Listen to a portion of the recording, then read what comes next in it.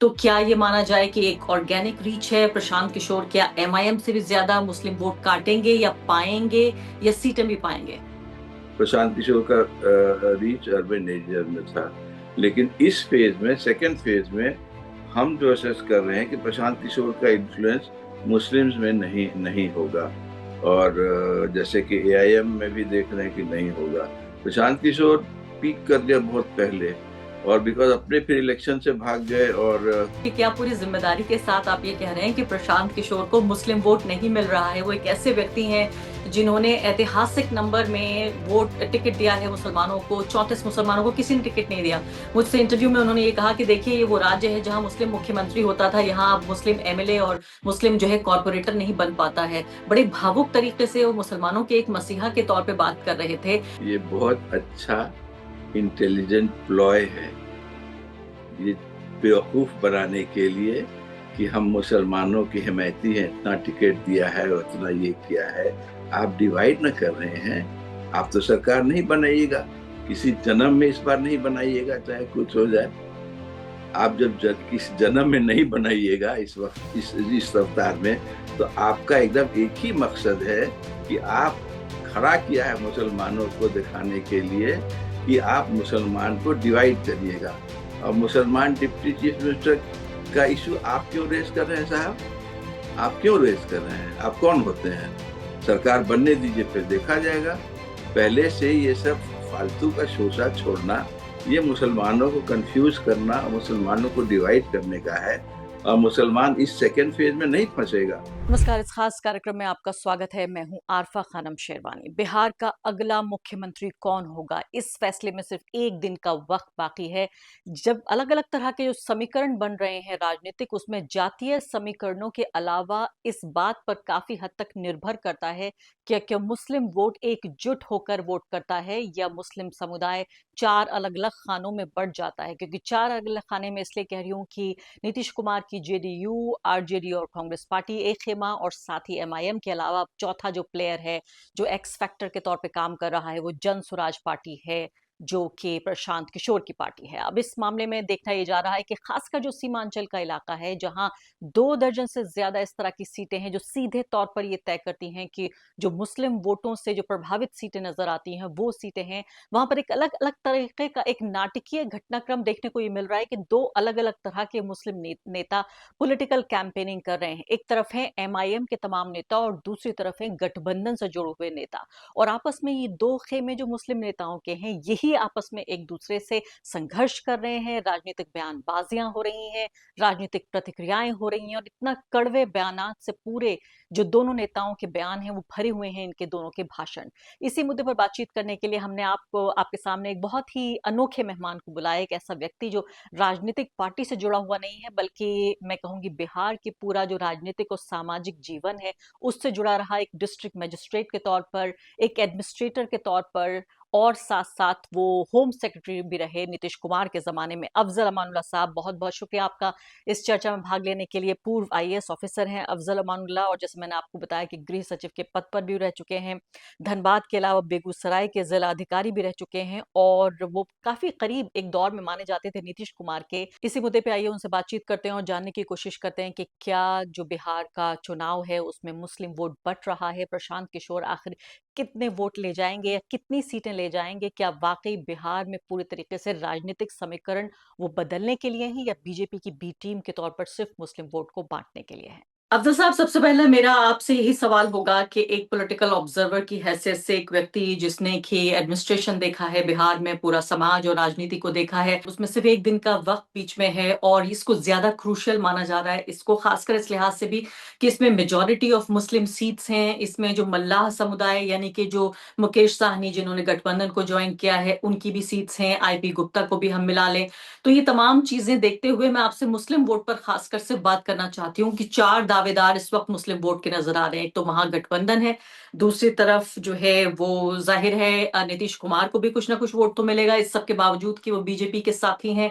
तीसरी बात एमआईएम की, और चौथा जो एक ब्लैक हॉर्स है, डार्क हॉर्स है, वो है प्रशांत किशोर की पार्टी जनसुराज। तो मुझे सबसे पहले मैं आपसे महागठबंधन और नीतीश कुमार के बारे में बात करूंगी बाद में। पहले आपसे जानना चाहती हूँ इन दोनों नए या तकरीबन नए दावेदारों के बारे में आप क्या कह सकते हैं? एमआईएम के बारे में पहले बताइए, फिर जनसुराज।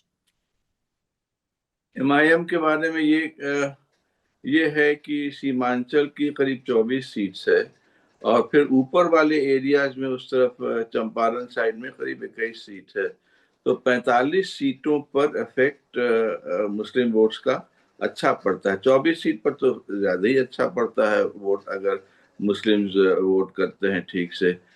ओवैसी साहब का ये है कि ओवैसी साहब जिस लिहाज से उतरे हैं इस मौके में, वो वोट कटवाही के हिसाब से आए हैं। और हैदराबाद से चल के यहाँ आने का भी इस वक्त कोई तुक नहीं था, जबकि देख रहे थे कि बिहार का election make and break election है, बिहार के मुकद्दर का सवाल है। तो अगर आपको मुसलमानों का हित चाहिए तो आप मुसलमान वोट बांटेंगे नहीं, लेकिन वो उस तरह से वोट कटवा के हिसाब से आए हैं। और जाहिर है कि वेल रेड मैन है, अच्छा बोलते हैं, सुलझे हुए आदमी लगते हैं, बैरिस्टर हैं। लेकिन इस हिसाब से वो गलत कर रहे हैं मेरे हिसाब से, कि कोई लेकिन अ, आजम साहब, ऐसे तो कोई कभी चुनाव जीतेगा ही नहीं अगर एक नई पार्टी को उसका बेस बनाने के लिए मौका नहीं मिलेगा। पिछली बार 5 सीट जीतकर उन्होंने ये दिखा दिया कि वो सिर्फ एक वोट कटुआ नहीं है, सिर्फ एक स्पॉइलर नहीं है, वो एक बाकायदा पार्टिसिपेंट हैं, एक दावेदार हैं बिहार के चुनाव में। ऐसा आप क्यों कह रहे हैं अभी इतनी सीटें जीतने के बावजूद भी कि अभी तक वो वोट कटुआ ही हैं? तेलंगाना में जहाँ बहुत सारे मुसलमान हैं, वहाँ 5 से आगे क्यों नहीं बढ़ते हैं? वहां जाके अभी क्यों नहीं इलेक्शन फाइट कर रहे हैं? वहां तो नहीं फाइट कर रहे हैं अभी। अपनी जगह छोड़ करके भाग करके बिहार में आना क्या दिखाता है? और ठीक है, 5 सीट मिल गई, उस वक्त कंडीशंस डिफरेंट था, वेरी डिफरेंट, बट इस वक्त कंडीशंस डिफरेंट है। पोलराइज इलेक्शन है टू ग्रुप्स के बीच में, और ये थर्ड एंड फोर्थ आदमी जो, सो आई कॉल इट की दिया, you are just acting as spoil sport. आप उंगली उंगली घुसा रहे हैं इसमें, और you are hurting your own community. आप जिसके लिए प्रोफेस करते हैं कि भाई हम इनको, इनके लिए हम वॉइस हैं और ये हैं, तो उसका क्या मतलब है? आप सरकार बनने नहीं दे रहे हैं। क्या आप समझते हैं कि आप जो है मेक अ डिफरेंस करिएगा, आप जो है किंग मेकर होइएगा? I don't think so. 1-2 seat मिल जाए इस बार तो काफी है। लास्ट टाइम तो जो मिली थी वो लोग भी खसक गए थे। आप कह रहे इस हैं बार कमजोर है पिछली बार से? क्या आप ये कह रहे हैं कि बहुत एमआईएम ज्यादा पिछली बार से कमजोर कमजोर? हैं, अच्छा। बहुत ज्यादा कमजोर हैं इस बार। और 1-2 सीट अगर मिल जाए तो वो खुशनसीब अपने आप को समझें कि 2 सीट मिल गई, 1 सीट मिल गई। और दैट वजह इज क्या है, व्हाट क्यों इज माई क्यों कमजोर हुए दैट पिछली is bar? My my reading. क्योंकि अभी देखिए, बहुत अच्छा रिस्पांस हुआ है इन लोगों का, महागठबंधन का इसमें। और अभी जो लास्ट में अभी वो एक एमपी है इकरा हसन, उनका तो बहुत जबरदस्त ये रिपोर्ट्स भी आया है। उनका रैलीज में रिस्पॉन्सेज हुआ है, people have been very impressed with her and the way she has put across things. तो उस हिसाब से हमको लगता है कि ओवैसी साहब का फैक्टर घट गया है, डेफिनेटली लास्ट इलेक्शन से घट गया है। That I am quite certain, हम एकदम श्योर हैं कि ओवैसी साहब का फैक्टर घटा है। लेकिन सीमांचल के इलाके में एक अजीब से ऐसा नजारा देखने को मिल रहा है जो बहुत कम होता है, शायद बिहार में ही ऐसा दिख रहा है कि एक तरह का मुस्लिम लीडर दूसरी तरह के मुस्लिम लीडर को काउंटर कर रहा है। चाहे वो इकरा की हम बात कर लें, इकरा दूसरे एमआईएम के नेताओं के लिए जो कह रही है, सीधे तौर पर नहीं कह रही है लेकिन सबको पता है कौन किसके लिए कह रहा है। तेजस्वी यादव जो है वो एक्सट्रीमिस्ट कह देते हैं ओवैसी साहब को, ओवैसी साहब कहते हैं कि अंग्रेजी में लिख के दिखाओ तुम एक्सट्रीमिस्ट। यानी जो सेक्युलर खेमा है वो कम्युनल खेमे से लड़ने के बजाय आपस में लड़ रहा है, जो लिबरल वोट है वो आपस में एक हम्म। दूसरे की काट छांट कर रहा है। ये एक अजीब सी तस्वीर है। क्या आप इसको अजीब कहेंगे या कहेंगे आप कि यही तो लोकतंत्र में होता है? किस तरह से आप देख रहे हैं इसको? एक तो एक्सट्रीमिस्ट का है वो, हम उसको सुना नहीं है। एक तो है कि एक्सट्रीमिस्ट और extreme views are two different things. Extreme views is different from an extremist. तो एक्सट्रीमिस्ट कहा है तो वो बेमौका है अगर स्लिप कर गया होगा तो, लेकिन आई डोंट थिंक कि उसका वैसा कोई मत। एक्सट्रीम व्यूज वाले तो हैं वैसे शायद, जैसे एक साइड एक्सट्रीम व्यूज का है वैसे वो भी वैसे ही एक्सट्रीम व्यूज के है। वो भी वैसे ही ये करते हैं, रैबल राउजर एंड ये भड़काने वाला भाषण करते हैं, उनके लोग करते हैं। तो that is not required for Bihar. Bihar की जरूरत नहीं है। और बिहार में देखिए, जहाँ मुस्लिम्स हैं वहाँ वहाँ तो मुस्लिम कैंडिडेट ज्यादा होते हैं, लेकिन आहिस्ते आहिस्ते दे ड्रॉप आउट। एंड आते आते आप देखिएगा कि दो दो ही कैंडिडेट के बीच रह जाता है वो। और वोट कटवा इसलिए होगा कि इलेक्शन 14 तारीख, आपको आप देखिएगा 14 तारीख में कि इनको कितना वोट्स मिला है वेरियस कंस्टिट्यूंसीज में, एंड विनिंग मार्जिन कितना है। Then it will be seen कि कौन राइट था, कौन रॉन्ग था, किसका असेसमेंट राइट था, किसका असेसमेंट नहीं राइट था। वो तो हम लोग को हाइंडसाइट ही से पता चलेगा। अभी जो तो मेरा अभी रीडिंग है आप कह बहुत। रहे हैं कि एक्सट्रीम व्यू नहीं बल्कि एक्सट्रीमिस्ट ही कहा कि हम एक्सट्रीमिस्ट के साथ हम गठबंधन नहीं करते, ये पूरा सेंटेंस एक साथ उन्होंने कहा है। चलिए वो बहस किसी और रोज। मुझे ये बताइए कि क्या, अब प्रशांत किशोर की मैं बात कर लेती हूँ और फिर आपसे ये जानने की कोशिश करूंगी कि क्या बिहार का मुस्लिम वोटर कंफ्यूज्ड है? क्या जो वोटर ये कह रहा था कि 2.5% वाले को अगर डेप्यूटी चीफ मिनिस्टर का नाम उसके लिए अनाउंस किया गया है तो क्यों 17-18% वाले को नहीं किया गया, वो वोटर क्या सोच रहा है? प्रशांत किशोर के बारे में मुझे बताइए। एक छोटी सी बानगी मैं आपको देना चाहती हूँ कि कुछ दिनों पहले, एक हफ्ते पहले, प्रशांत किशोर का एक इंटरव्यू मैंने पब्लिश किया था इसी चैनल पर, और बड़ी तादाद में मुस्लिम नामों वाले लोग कमेंट्स कर रहे थे। उनमें से कई ने ये कहा कि मैं वोट करूंगा प्रशांत किशोर को, कई ने कहा कि मेरे पूरे परिवार ने प्रशांत किशोर को वोट किया है। तो क्या ये माना जाए कि एक ऑर्गेनिक रीच है प्रशांत किशोर? क्या एमआईएम से भी ज्यादा मुस्लिम वोट काटेंगे या पाएंगे, या सीटें भी पाएंगे? फर्स्ट फेज में देखिए, जो प्रशांत किशोर का परफॉर्मेंस हुआ है, उसमें मुस्लिम्स ने भी वोट किया है, बट ज्यादा तादाद में नहीं किया है। फुलवारी वगैरह में ज्यादा किया है, अर्बन एरियाज में ज्यादा किया है। प्रशांत किशोर का रीच अर्बन एरियाज में था। लेकिन इस फेज में, सेकेंड फेज में, हम जो असेस कर रहे हैं कि प्रशांत किशोर का इन्फ्लुएंस मुस्लिम्स में नहीं नहीं होगा। और जैसे कि एआईएम में भी देख रहे हैं कि नहीं होगा। प्रशांत किशोर पीक कर गया बहुत पहले, और बिकॉज अपने फिर इलेक्शन से भाग गए और लोगों को छोड़ दिया उस तरह से, तो वो उनके लिए बेमौका हो गया है। मुस्लिम अब रियलाइज कर रहा है कि सरकार बन सकती है अगर वो एक तरफ अपना वोट डिवाइड नहीं होने दें। एक तरफा तो नहीं बोलेंगे, अपना वोट डिवाइड नहीं होने दें, लेकिन फिर भी वोट तो कुछ डिवाइड होते ही है। लेकिन अगर ये क्लियर मैसेज हो गया है सेकंड फेज में, ये बहुत स्रोतों से मैसेज गया है, समझ में आ रही है बात जो करते हैं हमारे लोग सब, तो वो है कि अब क्लियर हो गया है कि they are now looking at a serious chance of change of government. और चेंज ऑफ गवर्नमेंट से लोग बहुत एंथुजियास्टिक हो रहे हैं, कि चेंज ऑफ गवर्नमेंट होने से हम लोग का वो एसआईआर वाला प्रॉब्लम जो हुआ था वो सब सॉर्ट आउट हो जाएगा। जो एनआरसी और सीए वाला होने वाला है, जिसकी धमकी लोग देते हैं और हमेशा सबको घुसपैठिया कहते हैं, जबकि फिगर से घुसपैठिया नहीं है। इन लोग बताते हैं कि कोई फिगर है, कुछ नहीं है। घुसपैठिया कहाँ है? They have not been able to catch. 11 साल से केंद्र में सरकार है, कौन घुसपैठिया पकड़ा है? 20 साल से 18 साल से यहाँ बिहार में वही सरकार है, क्या पकड़ा है आपने? 200 के करीब आदमी को आइडेंटिफाई किया है, दैट्स अबाउट ऑल। और आप देखिएगा इलेक्शन, ये सेंसस जो है 2001 और 2011 में सेंसस हुआ है, 2021 में नहीं हुआ कोविड के चलते। लेकिन 2001 से 2011 के बीच में किशनगंज में मुस्लिम पॉपुलेशन का परसेंटेज एग्जैक्टली द सेम रहा है, और पूर्णिया में मुस्लिम परसेंटेज कम हो गया है। वैसे ही अररिया की कटिहार में भी जरा सा डिफरेंसेस हुआ है। तो कहाँ मुसलमान बढ़ा है? मुसलमान नहीं बढ़ा है। ये झूठ बोलते हैं, घुसपैठिया घुसपैठिया करते हैं। तो ये सब इश्यूज मुस्लिम आर रियलाइजिंग कि अगर ये सरकार यही आ गई तो फिर हम लोग को दिक्कत करेगी। जी हाँ, मुस्लिम वोट की बात पे और आती हूँ, आपसे पूछूंगी, लेकिन पहले ये पूछ लेती हूँ कि क्या पूरी जिम्मेदारी के साथ आप ये कह रहे हैं कि प्रशांत किशोर को मुस्लिम वोट नहीं मिल रहा है? वो एक ऐसे व्यक्ति हैं जिन्होंने ऐतिहासिक नंबर में वोट टिकट दिया है मुसलमानों को, 34 मुसलमानों को किसी ने टिकट नहीं दिया। मुझसे इंटरव्यू में उन्होंने ये कहा कि देखिए ये वो राज्य है जहां मुस्लिम मुख्यमंत्री होता था, यहाँ अब मुस्लिम एमएलए और मुस्लिम जो है कॉर्पोरेटर नहीं बन पाता है। बड़े भावुक तरीके से वो मुसलमानों के एक मसीहा के तौर पर बात कर रहे थे। उनकी जो आईटी सेल जिसे हम कहते हैं तथाकथित, उसमें बड़ी तादाद में मुसलमान काम करते हैं। अलीगढ़ मुस्लिम यूनिवर्सिटी के यंग लोगों को उन्होंने इसमें हायर किया है। कोशिश तो अपनी तरफ से बहुत कर रहे हैं। आप क्यों कह रहे हैं कि उन्हें नहीं मिलेगा वोट? ये बहुत अच्छा इंटेलिजेंट प्लॉय है, ये बेवकूफ बनाने के लिए कि हम मुसलमानों की हिमायती हैं, इतना टिकट दिया है और इतना ये किया है। आप डिवाइड ना कर रहे हैं, आप तो सरकार नहीं बनाइएगा। किसी जन्म में इस बार नहीं बनाइएगा, चाहे कुछ हो जाए।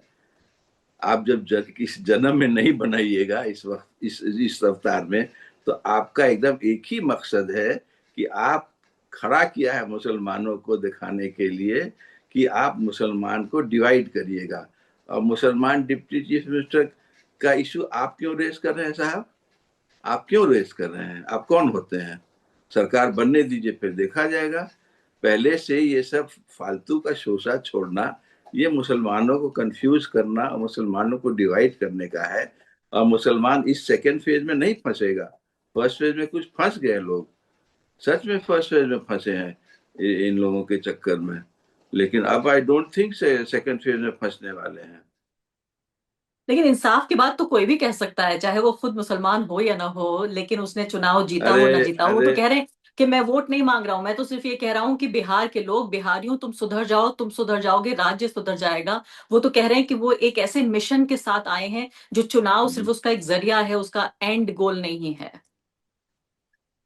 देखिए, एक से एक कम्युनल लोगों को हमने देखा है, और हमको बताते हैं कि मेरे तो 10 मुसलमान दोस्त हैं, 20 मुसलमान। Does that detract from the fact कि आप कम्युनल हैं? आपके मुसलमान दोस्त आप तो दिखावा के लिए रखा है ना मुखौटा, कि मेरे इतने मुसलमान दोस्त हैं। मारिए गोली, बेकार बात करते हैं सब। ये सब बेवकूफी की बात है, और मुसलमान झांसे में पड़ जाता है एक से एक ही। क्लियर कट डिवीजन आपको नहीं लगता? आप किसी से पूछेगा कि डिवाइड करने को नहीं है।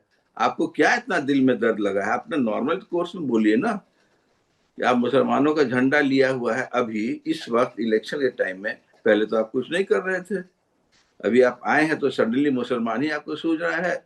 आप क्यों नहीं कास्ट कास्ट को कवर कर रहे हैं? Why are you not cutting across caste lines? Caste का जो इतना गंदा गंदा गंदगी कास्ट की है, दलितों के अगेंस्ट में अत्याचार, ईबीसी वगैरह का, उनका कॉज तो आप नहीं एक्सपोज कर रहे हैं।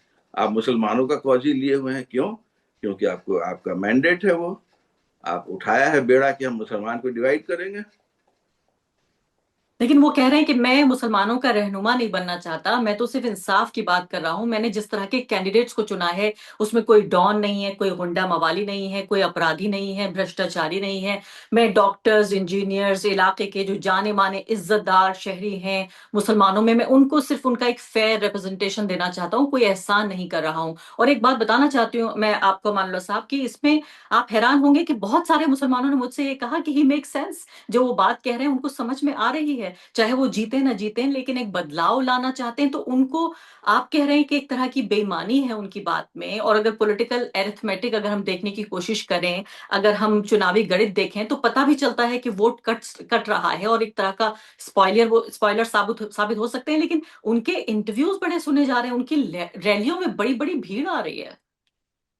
क्योंकि इंटेलेक्चुअल डिसऑनेस्टी करने का कोई हम लोग के पास वो बैरोमीटर नहीं है कि ये आदमी इंटेलेक्चुअली कितना डिसऑनेस्ट है।